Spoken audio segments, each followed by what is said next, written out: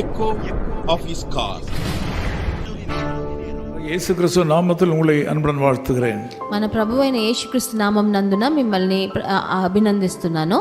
நீங்கள் அறிந்தபடி நம்முடைய மாதாந்திர பத்திரிகை எக்கோ ஆஃபீஸ் கால் அழைப்பின் எதிரொலியானது ஒவ்வொரு மாதமும் 16 மொழிகளில் அச்சிடப்பட்டு உலகமெங்கும் அனுப்பப்படுகின்றது.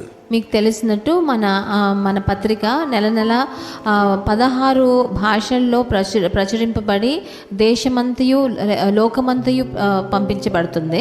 உங்கள் மொழியில் இந்த பத்திரிகை கிடைக்காவிட்டால் நீங்கள் தயவுசெய்து எங்களோடு கூட தொடர்பு கொண்டு ஒரு பிரதியை கேட்கும்படி உங்கள் அன்பாய் கேட்டுக்கொள்கிறோம். இது இலவசம். మీకు ఇది పత్రిక దొరకకపోతే మాకు వెంటనే మీ భాషలో దొరకకపోయినప్పుడు మాకు వెంటనే మమ్మల్ని సంప్రదించి దానికి మీరు పుచ్చుకోవచ్చు. దీనికి మీరు ఏ డబ్బులు మీరు చందా ఏమీ కట్టనక్కర్లేదు. இந்த பத்திரிகை ஊழியத்தில் உள்ள சகோதர சகோதரிகள் உங்களுக்கு நல்வாழ்த்துக்கள் இந்த காலவெளியில் தெரிவிக்கிறார்கள். ఈ పత్రిక సేవలో ఉన్న ఒక్కొక్కరు మిమ్మల్ని అభినందిస్తున్నారు. இன்றைக்கு உங்களோடு கூட நான் ஜெபம் பண்ணதுக்கு முன்னதாக மத்தேயு 26:41 வசனத்தை வாசிக்கிறேன். మీతో కలిసి నేను ప్రార్థన చేసే ముందు మత్తయి సువార్త 26వ అధికారం 41 వచనం నేను చదువుతున్నాను. நீங்கள் சோதனைக்கு உட்படாதபடிக்கு விழித்திருந்து ஜெபம் பண்ணுங்கள். మీరు శోధనలో ప్రవేశింపకుండానట్లు మెలకువగా ఉండి ప్రార్థన చేయండి అని రాయబడింది. இந்த நாட்களில் ஜெபத்தை குறித்த ஒரு பாரத்தை எங்களுக்கு அதிகமாக ஆண்டவர் கொடுத்து வருகிறார்.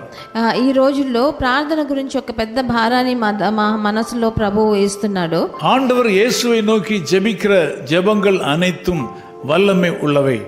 ప్రభు అయిన యేసుక్రీస్తుని మనం చూసి ప్రార్థన చేసే ఏ ప్రార్థన అయినా చాలా శక్తివంతమైనది. அதில் உங்களுக்கு பாதுகாப்பு இருக்கிறது. దాంట్లో మీకు రక్షణ ఉంది. ஒவ்வொரு முறையும் நாம் ஜெபிக்க ஆரம்பிக்கும் போது தேவ பிரசன்னத்தை நம்முடைய வாழ்க்கையில வரவேற்கிறோம், அழைக்கிறோம் என்று அர்த்தம். ఒక్కొక్కసారి మన ప్రార్థనకు చేసేదాన్ని కూర్చున్నప్పుడు మనం ఆయన ప్రభువుని యేసుక్రీస్తు ప్రసన్నతని ఆహ్వానిస్తున్నామే అనే అర్థం. சர்வ வல்லமுள்ள தேவனையும் ஜெபத்தையும் நாம் பிரிக்க முடியாது. సర్వశక్తిమంతుడైన యెహోవా దేవుణ్ణి యేసుక్రీస్తుని మనము ప్రార్థన నుంచి వేరు చేయలేము. வாழ்க்கையில மிக கடினமான பாதைகளை நாம் கடக்க நேரிடும் போது நாம் செய்ய வேண்டிய ஒரே ஒரு காரியம் ஜெபம் மட்டுமே. మన జీవితంలో చాలా కష్టమైన పరిస్థితి గుండా మనం వెళ్ళేటప్పుడు మనం చేయవలసిన ఒకే పని ప్రార్థన మటుకే. ஆண்டவராகிய இயேசு கிறிஸ்து அவர் சொன்னது மாத்திரமல்ல, தன்னுடைய வாழ்க்கையிலையும் அது செய்து காண்பித்தார். ప్రభువైన యేసుక్రీస్తు మనం ప్రార్థన చేయాలని చెప్పింది మటుకు కాదు, ఆయన జీవితంలో అది పాటించి మనకి చూపించాడు. அவர் அற்புதங்களை செய்யும் போதும் சிலுவையில் அறையப்பட்ட வேளையிலையும் அவர் தன்னுடைய ஜீவனை ஆண்டவரிடத்தில் கொடுக்கும் போதும் பரமேறும் போதும் ஆண்டவர் தம்முடைய பிதாவினை நோக்கி ஜெபம் பண்ணினார். ఆయన పరిచర్య చేసేటప్పుడు, అద్భుతాలు చేసేటప్పుడు, శిలువ మీద ఆయనను లేవనెత్తినప్పుడు, ఆయన ఆత్మని సమర్పించినప్పుడు, మళ్ళీ పునరుద్ధారుడు అయినేటప్పుడు కూడా ఒక్కొక్కసారి ప్రభు యెహోవా దేవుణ్ణి చూసి ఆయన ప్రార్థించాడు. இன்றைக்கு உங்கள் பிரச்சனைகள், துன்பங்கள், பாடுகள் எல்லாவற்றுக்கும் உள்ள விடுதலை உங்கள் ஜெபத்துக்குள்ளே தான் அடங்கி இருக்கிறது.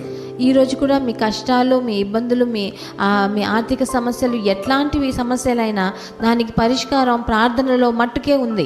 ஆகவே தான் ஆண்டவர் சொன்னார், நீங்கள் சோதனைக்கு உட்படாதபடிக்கு விழித்திருந்து ஜெபம் பண்ணுங்கள், ஜெபம் பண்ணுங்கள். అందుకే ప్రభు చెప్పాడు, మీరు శోధనలో ప్రవేశించకుండానట్లు మెలకువగా ఉండి ప్రార్థించండి అని చెప్పాడు ఎన్నోసార్లు. நீங்கள் ஜெபத்தில் குறைவுள்ளவர்களாக இருக்கலாகாது. మీరు ప్రార్థన చేసే దాంట్లో మీరు తక్కువై ఉండకూడదు. நாம் சேர்ந்து ஜெபிக்கலாம். మనం కలిసి ప్రార్థన చేద్దాం. அன்பின் பிதாவே உமக்கு ஸ்தோத்திரம். ప్రియ తండ్రి మీకు స్తుతులు. இப்பொழுது நாங்கள் கேள்விப்பட்டபடி எங்கள் வாழ்க்கையின் பிரச்சனை எல்லாவற்றுக்கும் முடிவு எங்கள் ஜெபத்திலே தான் இருக்கிறது என்பதை நாங்கள் அறிகிறோம். ఇప్పుడు మేము విన్నట్టు ప్రభువా మా కష్టాల నుంచి మాకు పరిష్కారం దొరకాలంటే మా ప్రార్థనలోనే ఉంది అని మీరు చెప్పినందుకు వందనాలు. என்னோடு கூட ஜெபிக்கிற அந்த மக்களை நீர் ஆசீர்வதியும். నాతో కలిసి ఏకీభవించి ప్రార్థించే వాళ్ళని ఒక్కొక్కరిని ఆశీర్వదించండి. வருங்கால ஆசீர்வாதமா இருப்பதாக. వాళ్ళ భవిష్యత్తు ఆశీర్వాదకరంగా ఉండని. இவர்கள் சிக்கலிலே சிக்கிக் கொள்ளாமல் இருக்கும்படிக்கு விழித்திருந்து ஜெபம் பண்ணும் ஆவியை நீ தம்முடைய பிள்ளைகளுக்கு கொடுப்பீராக. వాళ్ళ ఏ చిక్కుల్లో చిక్కుకోకుండా ఉండాలంటే వాళ్ళు ప్రార్థించే కృపని వాళ్ళకి దయచేయండి తండ్రి. இந்த நாளில இரவும் பகலும் உம்மை தியானித்துக் கொண்டே இருப்பாளாக. ఈ రోజు వాళ్ళు పొద్దున రాత్రి మీ వచనాన్ని మిమ్మల్నే ధ్యానించని. உம்முடைய மெல்லிய சத்தத்தை இவள் கேட்பாளாக. మీరు సన్నగా మాట్లాడే ఆ శబ్దం వాళ్ళకి వినిపించని. நீ தம்முடைய வாக்குத்தத்தத்தின்படி இந்த மக்களை ஆசீர்வதியும். మీరు వాగ్దానాలు ఇచ్చి వీళ్ళందరినీ ఆశీర్వదించండి. இயேசு கிறிஸ்துவின் நாமத்தில் ஜெபிக்கிறோம் பிதாவே. ప్రభువైన యేసుక్రీస్తు నామం నందున వేడుకుంటున్నాము తండ్రి. ஆமென். ஆமென். ஆமென்.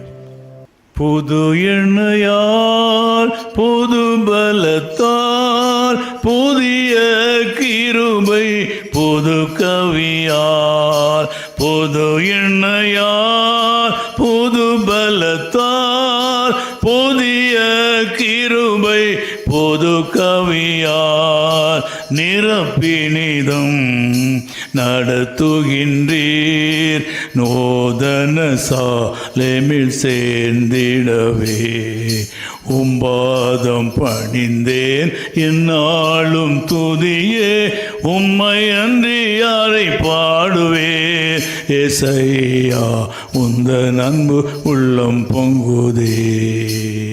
His Call Ministries, 10 Muhammad Abdullah 2nd Street, opposite International Cricket Stadium, Chepauk, Chennai 600005, India. Phone 9144-2852-8282. Mobile phone and WhatsApp 91-98412-71858. Email sam@echoofhiscall.org. Website www.echoofhiscall.org. God bless you.